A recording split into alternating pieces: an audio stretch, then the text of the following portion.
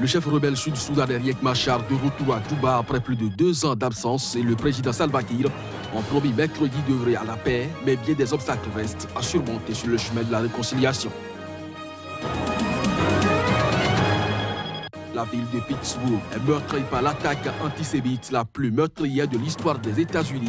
Un millier de personnes s'y sont rassemblées mardi pour protester contre la venue de Donald Trump. Programme de rapatriement des Rohingyas ayant fui la Birmanie, un haut responsable birman a assuré mercredi que son pays allait faire rentrer en novembre un premier groupe de 2000 personnes réfugiées au Bangladesh.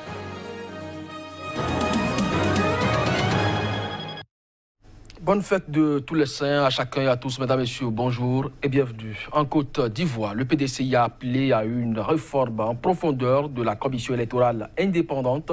Selon le parti, l'un des 3 plus grands du pays, cette réforme devrait déboucher sur une institution crédible, dominée par la société civile. Reportage. Le Parti démocratique de Côte d'Ivoire, le PDCI, de l'ancien président Henri Konan Bédié, s'est prononcé sur une commission électorale indépendante autonome, véritablement indépendante et totalement dissociée de l'emprise des partis politiques, avec une forte représentation de la société civile. Selon la formation politique qui appelle à une réforme en profondeur de l'institution électorale, le président de la commission électorale ne doit pas faire de politique et personne ne doit avoir d'autorité sur lui. Le PDCI estime que les dernières élections locales, entachées par de nombreuses accusations de fraude, ont démontré que les réformes s'avèrent plus qu'importantes pour aller vers une élection présidentielle libre et crédible en 2020. La coalition au pouvoir, le Rassemblement des oufouettistes pour la démocratie et la paix, a largement remporté ses récentes municipales et régionales couplées, disposant de 92 municipalités contre 56 aux indépendants et 50 au PDCI, ancien allié du RHDP passé dans l'opposition. Le Parti démocratique de Côte d'Ivoire a également appelé à un nouveau découpage électoral avant l'élection présidentielle de 2020. En République démocratique du Congo, 2 opposants, Félix Tshisekedi et Vital Kamerhe, sont en tête des intentions de vote à l'élection présidentielle prévue le 23 décembre pour désigner un successeur au président Joseph Kabila. Il s'agit d'un résultat révélé par un sondage rendu public mardi. Des précisions à travers ces images. Le sondage a été conjointement réalisé le 19 septembre par l'organisation congolaise Bureau d'études, de recherche et de consulting international et le groupe d'études sur le Congo de l'Université de New York, après la publication de la liste définitive des 21 candidats retenus pour la présidentielle. À la question de savoir si l'élection présidentielle avait lieu dimanche prochain, pour qui voteriez-vous ? 36% des sondés ont choisi Félix Tshisekedi, président de l'UDPS, parti historique d'opposition, suivi de l'ancien président de l'Assemblée nationale, passé à l'opposition, Vital Kamerhe, avec 17%. Le candidat de la majorité, Emmanuel Ramazani, ne vient qu'en 3e position, avec 16% des intentions de vote. L'opposition veut présenter un candidat unique, mais n'a pas encore réussi à se mettre d'accord sur un nom à cause des divergences qui sont apparues sur la participation ou le boycott de ces élections. 2 poids lourds de l'opposition sont exclus de cette présidentielle, l'ex-gouverneur du Katanga, Moïse Katumbi, qui vit en exil, et l'ancien vice-président du pays, Jean-Pierre Bemba. Il faut dire que 66% de sondés ne sont pas favorables à un report des élections et 70% d'entre eux s'opposent à l'utilisation de la machine à voter. Le chef rebelle Riek Machar, qui n'avait pas mis pied au Soudan du Sud depuis plus de 2 ans maintenant, après sa fuite précipitée de Djouba en juillet 2016, a participé mardi dans la capitale sud-soudanaise à une cérémonie célébrant la signature d'un nouvel accord de paix. Au terme de cet accord, il doit retrouver son ancien poste de vice-président du pays. La cérémonie s'est déroulée au mausolée John Garang en présence de plusieurs milliers de spectateurs. Les présidents soudanais Omar El-Béchir, somalien Mohamed Abdoulaye Mohamed et ougandais Yoweri Museveni étaient présents à Djouba, de même que la nouvelle présidente éthiopienne Sahle-Work Zewde. Le chef rebelle sud-soudanais Riek Machar, qui n'avait plus mis les pieds à Juba depuis plus de 2 ans, après sa fuite précipitée de la capitale en juillet 2016, après des combats très meurtriers entre ses hommes et les forces gouvernementales, a également participé à cette cérémonie qui célébrait la signature d'un nouvel accord de paix au Soudan du Sud. Au terme de cet accord, il doit retrouver son ancien poste de vice-président du pays aux côtés de son ennemi intime, le président Salva Kiir. Les deux rivaux avaient déjà signé sous pression internationale un accord de paix le 12 septembre à Addis Abeba, censé mettre fin à presque 5 années d'une guerre civile dévastatrice pour le pays. C'était donc à la faveur de cette signature d'accord de paix qu'il avait été convenu d'organiser à Juba la dite cérémonie pour la paix en présence des chefs d'État de la région. On ignore toutefois si Riek Machar allait rester à Juba au-delà de la cérémonie, ses proches faisant part de ses craintes concernant sa sécurité. Gestion de la crise actuelle des Rohingyas, le chef du programme alimentaire mondial exhorte la communauté internationale à redoubler d'efforts pour mettre fin à ce problème. Plus de 720 000 Rohingyas du nord de l'État de Rakhine en Birmanie ont fui leur foyer l'année dernière après la répression brutale de l'armée birmane contre la minorité musulmane. Le chef du programme alimentaire mondial a exhorté mercredi la communauté internationale à intensifier ses efforts pour mettre fin à la crise actuelle des Rohingyas.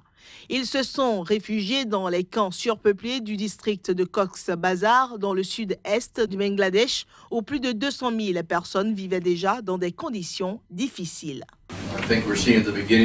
Nous devons trouver des solutions. La communauté internationale doit trouver des solutions à cette question. Ce n'est pas juste pour un seul enfant dans les camps. La solution n'est pas trouvée aujourd'hui ou ne le sera pas demain pour les plus de 900 000 réfugiés de Cox's Bazar. Nous devons veiller à ce qu'ils aient accès à des activités éducatives, à ce que nous n'abandonnions pas ce nombre énorme d'enfants et de jeunes et à ce qu'ils aient la possibilité d'utiliser leur potentiel pour espérer en l'avenir. Les enquêteurs de cette crise ont déclaré que de hauts responsables de l'armée du Myanmar devraient être poursuivis pour génocide dans l'État de Rakhine, mais le pays a rejeté ces appels, affirmant qu'il se défendait contre des activistes. Le Myanmar et le Bangladesh ont annoncé un plan de rapatriement à grande échelle. Et justement, parlant de programme de rapatriement des Rohingyas ayant fui de la Birmanie, un haut responsable birman a assuré ce mercredi que son pays allait faire rentrer en novembre déjà un premier groupe de 2000 personnes réfugiées dans les camps au Bangladesh. Des responsables de Birmanie et du Bangladesh ont annoncé, après des entretiens à Dhaka, avoir convenu d'entamer le retour des réfugiés Rohingyas. Dans ce cadre, le secrétaire permanent du ministère birman des Affaires étrangères a visité mercredi des camps à Cox's Bazar pour discuter de leur rapatriement avec des réfugiés. Vous vous souvenez peut-être que nous avons eu une réunion des ministres de l'Intérieur ici à Dhaka en février. Nous avons reçu une liste de 8032 personnes. Sur 8032, nous en avons déjà vérifié environ 5000. Sur ces 5000, il y aura un premier contingent de départ pour environ 2000 personnes et un deuxième contingent suivra. Donc, à la mi-novembre, nous recevrons le premier contingent. Des responsables bangladais ont indiqué qu'une nouvelle liste de 24 342 Rohingyas avait été remise durant les entretiens cette semaine. Ces derniers ont réitéré pour la plupart leur demande d'obtenir avant leur retour la nationalité birmane et la plénitude de leurs droits. Certains des responsables Rohingyas ont toutefois émis de sérieux doutes sur le retour annoncé. L'ONU ainsi que les organisations humanitaires et même les autorités du Bangladesh insistent pour que tout retour s'effectue sur une base volontaire.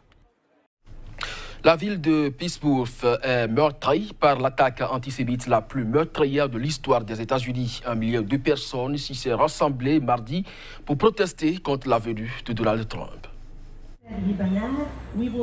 Le président américain s'est rendu mardi dans la ville de Pittsburgh. Il y est allé pour se recueillir dans la synagogue où un tireur antisémite a abattu 11 fidèles. Mais Donald Trump a été accueilli par des manifestants qui se sont opposés à sa visite en l'accusant d'attiser la haine.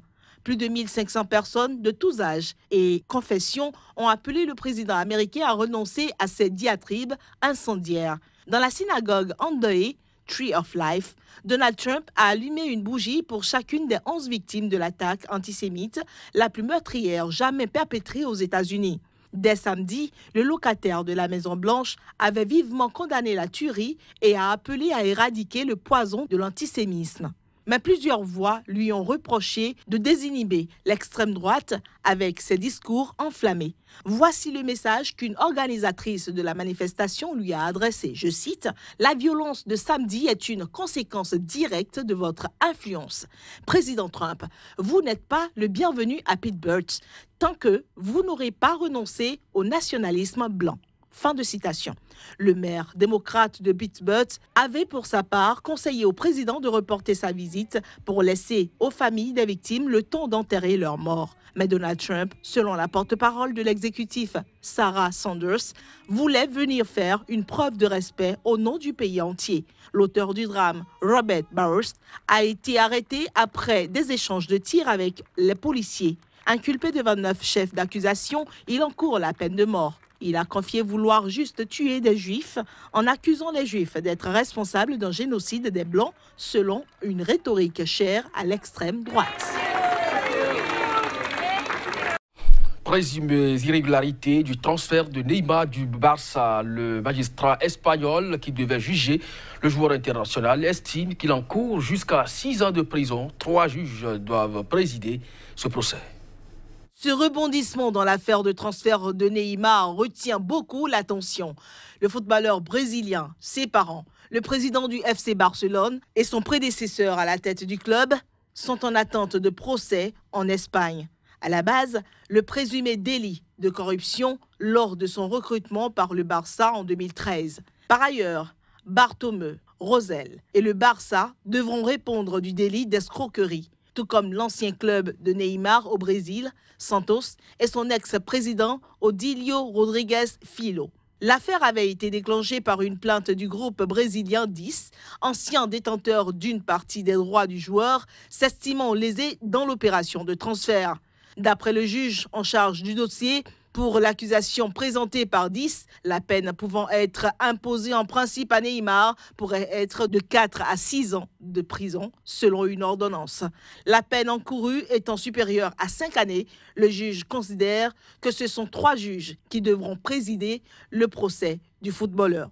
Il a donc saisi la chambre pénale de l'audience nationale, juridiction réservée aux cas ayant une importance nationale ou internationale. Dans la pratique, sa décision retarde encore davantage l'éventuel procès.